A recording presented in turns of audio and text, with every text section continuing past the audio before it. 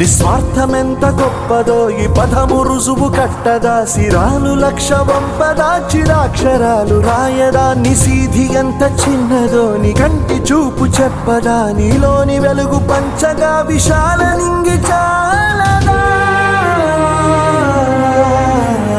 మనుష్యులందు నీ కథ మహర్షిలాగా సాగదా, మనుష్యులందు నీ కథ మహర్షిలాగా సాగదా.